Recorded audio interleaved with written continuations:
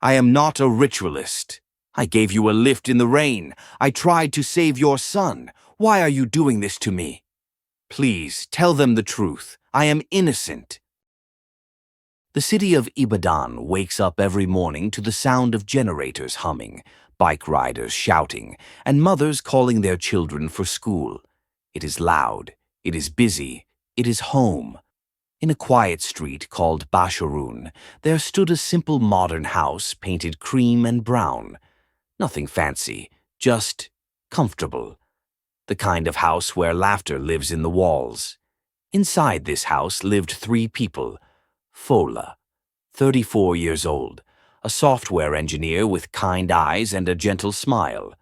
The type of man who says good morning to gatemen and remembers their names. Bimbo, his wife, 29 years old, a content creator with over 500,000 followers on social media. She made videos about cooking, pranks, family life. Her camera was always rolling, always watching, always ready. And then there was Kiki, their daughter, 7 years old, gap-toothed, loud, full of questions about everything. She wanted to be a doctor when she grew up, or maybe a princess. She had not decided yet. They were not rich, but they were happy. And sometimes happiness is enough. Bimbo had a habit. Some people bite their nails. Some people hum when they cook. For Bimbo, she hid cameras everywhere. In the sitting room behind the curtain, in the kitchen on top of the fridge, in the car under the dashboard, even in Fola's office bag once. Content is king, she always said with a laugh. You never know when magic will happen. Fola did not mind. He loved his wife, even when she jumped out of the wardrobe screaming, "Surprise!" with a camera in his face at 6 in the morning. Marriage is about compromise, he always said. This Tuesday morning started like any other Tuesday. Fola stood in front of the bathroom mirror, tying his blue tie. Bimbo was in the kitchen making bread toast.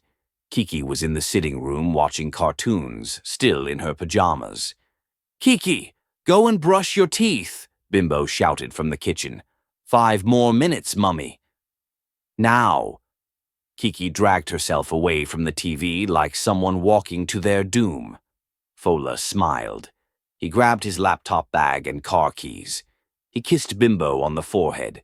She smelled like shea butter and love. "I will be back by 7, he said. "Drive safely," she replied. Then she grinned.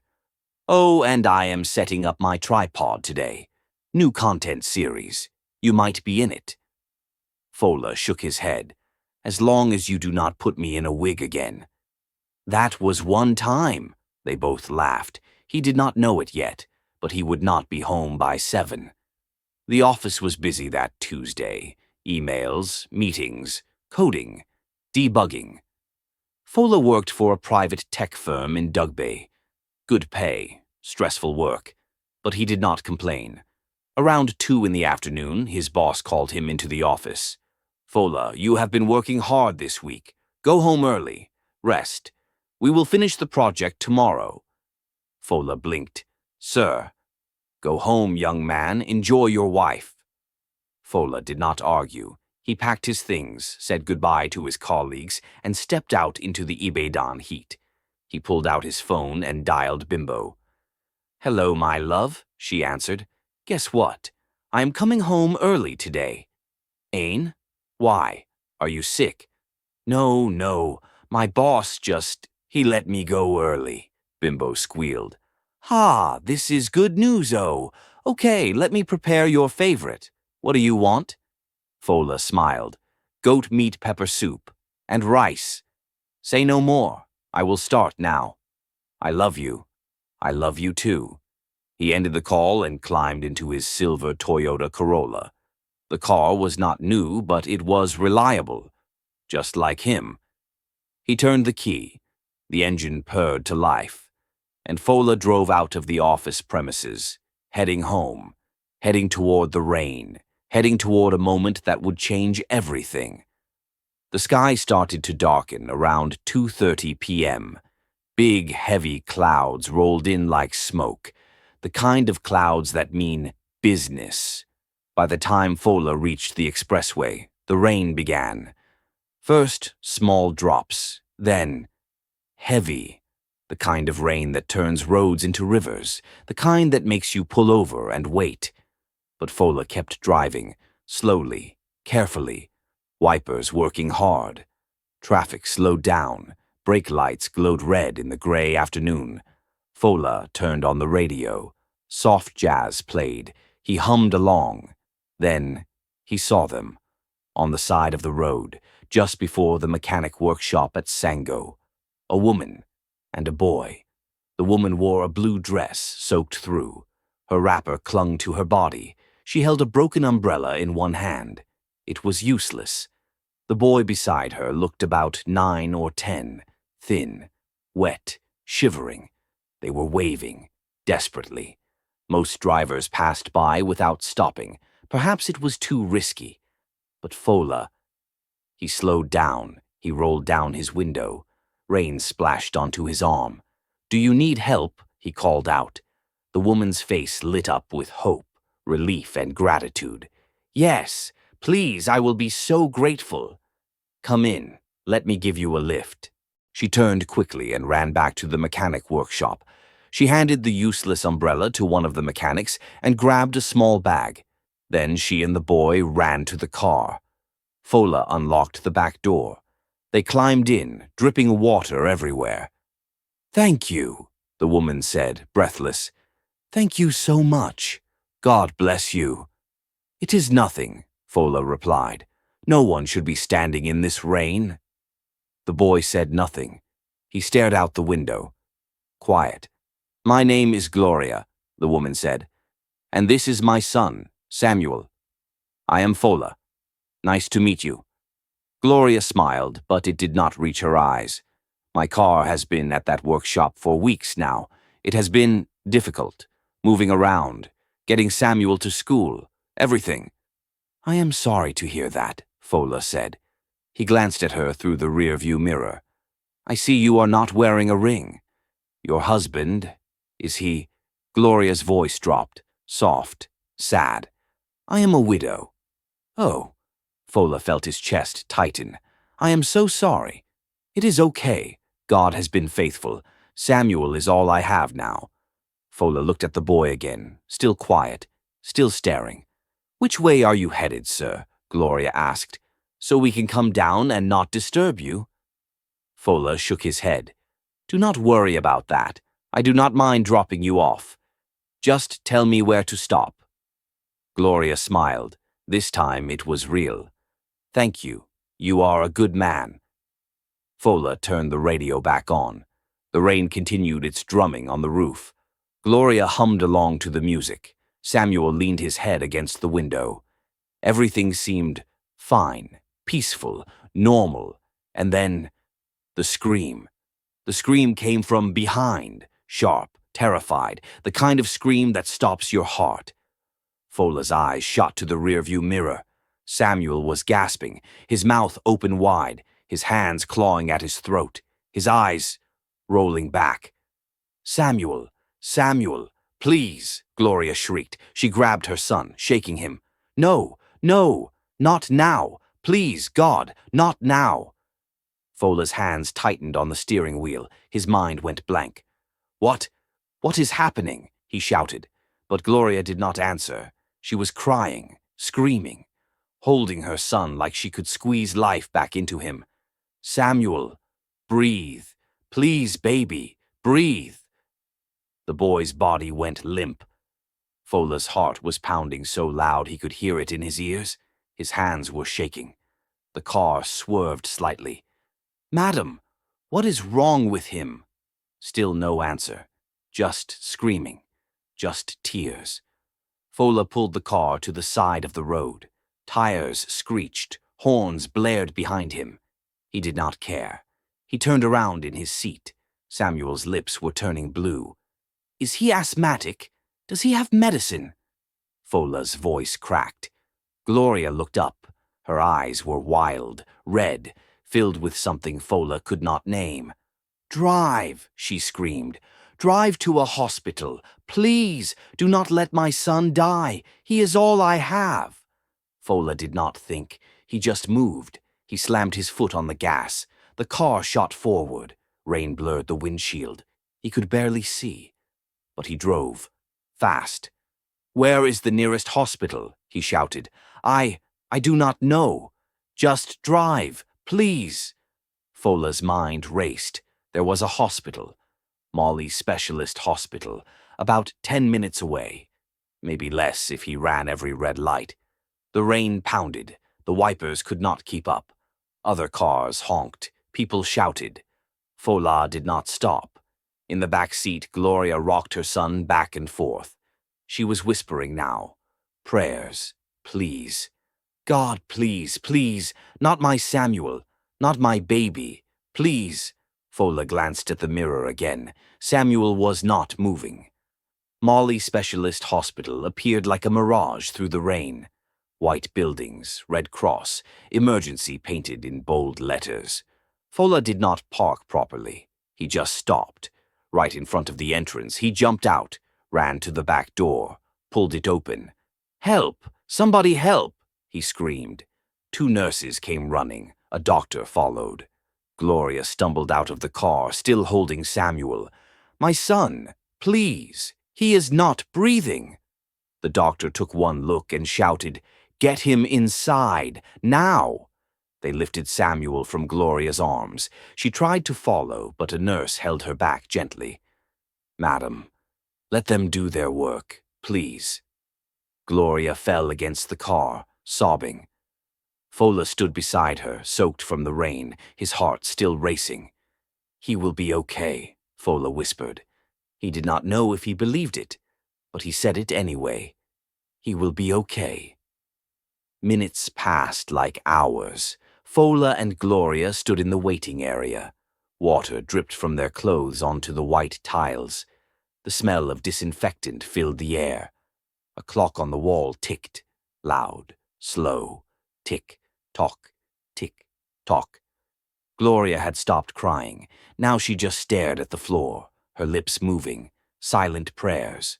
Fola wanted to say something, anything. But what do you say in a moment like this? Finally, the doctor came out. His face was wrong. Fola saw it immediately. The way his shoulders sagged, the way he could not meet Gloria's eyes. "Doctor?" Gloria stood up. Her voice was small, fragile. "My son?" The doctor took a breath. "I am sorry," he said quietly. "We did everything we could, but he was already gone when you brought him in." The world stopped. Gloria did not move, did not breathe. She just stood there. And then she screamed. A sound that did not seem human. A sound that came from somewhere deep, somewhere dark, somewhere that should never be touched. She fell to her knees. Her hands covered her face. "No, no, no, no, no." Fola felt tears burning his eyes. He did not know this woman, did not know this boy, but he felt it, the weight of it, the loss. He reached out to touch her shoulder, to comfort her, and that was when everything changed. Gloria looked up, her eyes locked onto Fola, and in those eyes, there was no grief anymore. There was rage. "You," she whispered. Fola blinked. "What? You killed him?" The words hit Fola like a slap. "What? No, I..." Gloria stood up, slow, her finger pointed at Fola like a weapon. "My son was fine. He was healthy, and then he got into your car." Her voice rose, louder, sharper. "If you had not stopped, if you had not picked us, he would still be alive." "Madam, please," Fola's voice shook. "I was just trying to help." "Help?" Gloria laughed, a bitter, broken sound. "You ritualists, you use people, you kill innocent children for money." People in the waiting room turned, nurses, patients, security guards, all eyes on Fola. I did not."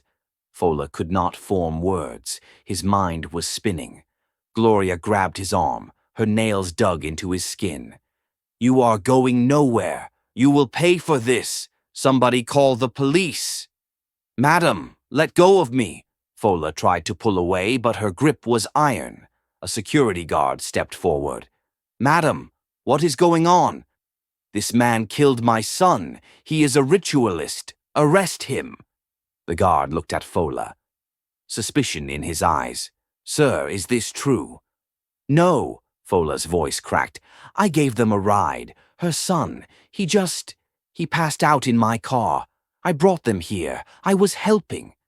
Liar, Gloria screamed. You did something to him. I know you did. More people gathered. Whispers, murmurs. Ritualist. I heard he picked them up in the rain. You cannot trust anybody these days. Fola felt the walls closing in. His chest tightened. He could not breathe. The security guard spoke into his radio. We need police at Molly Hospital. Possible, suspicious death. No, Fola whispered. No, this is not. I did not do anything. But no one was listening. Gloria held on to him. Her tears were real. Her pain was real. But her accusation was strong. The police arrived 15 minutes later. 2 officers. Tired eyes. Bored expressions. Another case. Another day. What is the problem here? The taller officer asked. Gloria launched into her story, sobbing, dramatic, convincing. My son was fine. This man offered us a ride, and then my son just died. In his car. He did something. I know he did. Please, arrest him. The officer turned to Fola. Is this true? I gave them a ride, yes. But I did not do anything. Her son was gasping for air and suddenly went quiet. I brought them here as fast as I could. Why did you pick them up? Because they were standing in the rain. I wanted to help. The officer's eyes narrowed. You did not know them? No. So you picked up strangers in your car? Yes, I was just being kind. The officer exchanged a look with his partner. Fola saw it. That look, that judgment, guilty until proven innocent. Sir, you will have to come with us to the station. We need to ask you some questions. But I did not do anything. Then you have nothing to worry about. They pulled out handcuffs, cold metal against Fola's wrists. He looked at Gloria. She was watching him, her face unreadable. Please, Fola whispered. Why are you doing this? I was only trying to help you. Gloria said nothing. She just turned away. And Fola was led out of the hospital, into the rain, into a police van with iron bars on the windows. People watched. Some took pictures. Some recorded videos. By tomorrow, his face would be everywhere. The van doors slammed shut, and Fola sat in the darkness, afraid. He had woken up that morning a good man, a husband, a father, a helper. Now, he was a suspect, a monster, a ritualist, and he did not know if he would ever go home again. At the station, they put Fola in a small room. Concrete walls, 1 table, 2 chairs, a single light bulb hanging from the ceiling. He sat there for hours, no water, no phone call, just waiting. His mind replayed everything, over and over, the rain, the woman, the boy, the scream, the hospital, the accusation. How did this happen? Finally, an officer came in, different one, older, scar above his eyebrow. Fola Adeyemi? Yes, sir. You are being charged with suspected involvement in the death of one Samuel Okafor, age 10. Fola's stomach dropped. I did not kill him. I swear I was just... Save it for your lawyer. Can I make a phone call? My wife, she does not know where I am. The officer stared at him for a long moment. Then he nodded. 1 call, make it quick. They brought Fola a phone. His hands were shaking so bad he could barely dial. He pressed the wrong number twice. Finally, it rang. Hello? Bimbo's voice, bright, happy, unaware. Fola's throat closed up. He could not speak. Hello? Fola, is that you? Where are you? The pepper soup is ready. It smells amazing. Kiki keeps asking when you are coming. He could hear Kiki in the background. Is that Daddy? Tell him to hurry. Fola covered his mouth, trying not to sob. Bimbo. His voice broke. Her tone changed immediately. Fola, what is wrong? Where are you? Why are you not talking? I am at the police station. What? There was an accident. A boy. He died. And now they think I killed him. What are you talking about? Tears rolled down Fola's face. Please, come, I need you. The officer took the phone back. Fola buried his face in his hands, and for the first time in his life, he felt truly alone. Bimbo arrived at the police station 40 minutes later. Her wrapper was tied hastily, her headscarf crooked. She had run out of the house so fast she forgot her slippers. She wore Fola's old sandals, too big, flopping with every step. Where is my husband? She demanded at the front desk. The officer barely looked up. Name? Fola Adeyemi. Where is he? Calm down, madam. Do not tell me to calm down. Where is he? The officer sighed. He had seen this before. Wives, mothers, sisters, always screaming, always crying. He is in the interrogation room. You cannot see him yet. Cannot. He is my husband. Madam, sit down. Someone will attend to you. Bimbo wanted to scream, to flip the desk, to break something. But she did not. She sat down, her legs bouncing, her heart pounding. 20 minutes later, they let her in. The room was cold, gray. Fola sat at the table, his head in his hands. When he heard the door open, he looked up. His eyes were red. Fola, Bimbo's voice cracked. He stood up. She ran to him. They held each other, tight, like the world was ending. What happened? She whispered. Tell me everything. And so he did.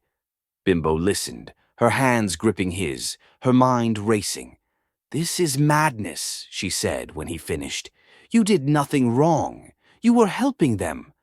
I know, but no one believes me. I believe you. Fola's eyes filled with tears again. They are saying I am a ritualist, Bimbo. A ritualist. Me. A man who cannot even kill a cockroach without feeling guilty. Bimbo held his face in her hands. That is a lie, and we will prove it is a lie. But even as she said it, she did not know how. The case moved fast, too fast. By the next morning, the story was everywhere. Software engineer arrested in connection with a ritual. Good Samaritan or ritualist. The Ibadan mystery. Widow accuses man of killing her son in his car. Social media exploded. Twitter, YouTube, Facebook, Instagram, WhatsApp groups. Fola's picture was everywhere. Someone had leaked it from the police file. His face, his name, his workplace. The comments were brutal. These ritualists are everywhere now. You cannot trust anybody. I knew something was wrong when I heard he picked up strangers. Who does that? They should just jail him and throw away the key. Death penalty, that is what he deserves. His wife probably knows. She is enjoying blood money. I hope they investigate his company. How many people has he killed? Some people defended him. But what if he is innocent? What if he really was just helping? Why would a ritualist take them to a hospital? That makes no sense. Everyone is quick to judge. Let the law do its work.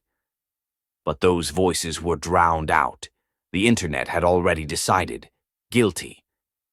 At home, Bimbo sat on the couch, her phone in her hand, tears streaming down her face. She read every comment, every post, every accusation, each one a knife. Her hands shook. Mummy, a small voice said. Bimbo looked up. Kiki stood in the doorway, still in her school uniform, eyes wide, confused. Yes, baby? Where is Daddy? Bimbo's heart shattered. She opened her arms. Kiki ran into them. Daddy is... He is away for a little while. When is he coming back? Soon, baby. Very soon. Is he sick? No, he is fine. Kiki pulled back and looked at her mother's face, at the tears. Then why are you crying? Bimbo had no answer, so she just held her daughter tight and prayed. That night, Kiki knelt beside her bed, hands folded, eyes closed. Dear God, she whispered, please bring my daddy home. I miss him, and my mummy is very sad. Please make her happy, God. Amen. Thank you so much for watching. Please support me by liking, sharing, and subscribing. See you in the next one.